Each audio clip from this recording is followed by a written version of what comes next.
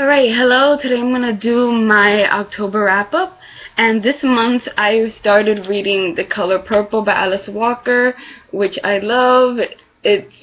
I love the way it's told. I love that it's told in letter format. And it's the character Celie and her sister Nettie, and they're writing letters to each other, and they're telling each other, what's going on in their life. And it's great. I love it. I love, because you learn a lot about Celie and her life and what's going on, and then towards the second half you learn about Nettie and what's been going on in her life and her life in Africa and her experiences, and it's a beautiful, beautiful story. Definitely pick this up. And then I also read this month, I read The House on Mango Street, which is a book of short stories by Sandra Cisneros, which was really good. Probably will reread it in the future. I also read a book of essays and speeches, which is Sister Outsider by Audre Lorde, which I love, love, love, and it's one of my favorite books of all time. Like, Audre Lorde is amazing. In this book of essays, she's talking about feminism, race, intersectionality, women of color, and just everything. It's amazing. Definitely read that book. I also read some other collections of poems, which were The Dead MC Scrolls by Saul Williams. I also read 11 Index. I don't really remember the author, but those two collections of poems were just great. Saul Williams is a genius. He's like one of my favorite poets. 11 Index is a great book of poems. Sad, beautiful, it's amazing. I love it. Then I read The God of Small Things by Arundhati Roy. Love it. Love her writing style. Love the way this book is formatted. Her writing is beautiful. The story is just very captivating and just wow. I love it. Check it out. Check her out. And plus, she was the winner of the Man Booker a few years ago. So, I mean, it pretty much speaks for itself. Let's see, what else did I read? I finished The Goldfinch this month by Donna Tartt. And, Donna Tartt's writing, she writes very amazingly, beautifully. The story, I love the first half of the book. I feel like once it got to 400, around there, it kind of dragged for me. I felt like it was way longer than it needed to be. I don't know.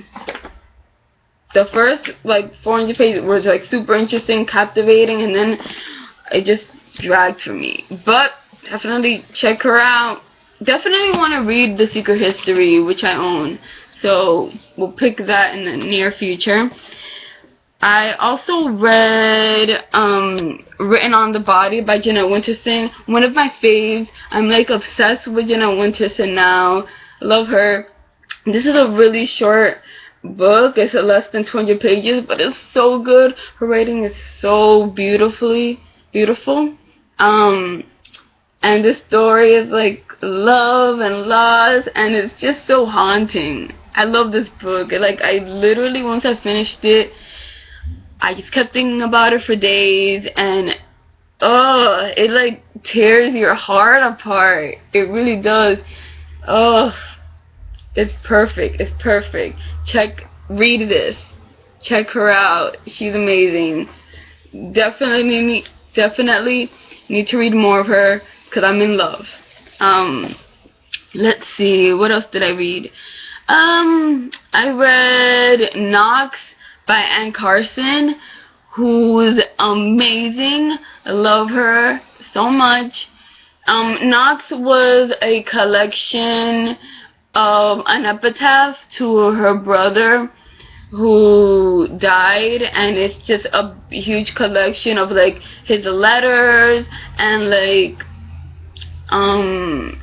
different things that she had of his, and she binded it up together, and she's like one of the best writers. Like she incorporates like Greek mythology into like prose poetry and like different things like that, and she does it so well. Definitely check out Anne Carson. Definitely check out especially the autobiography of Red by her. It's my fave, and it's just, oh, it's so good. Check out, read Anne Carson. Just read Anne Carson. Let's see, what else did I read?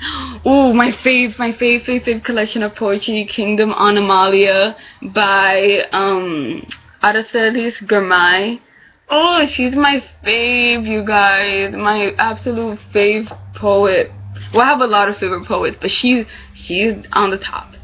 Oh, this collection is great. There's a lot of personification. It's just beautiful. There's a lot of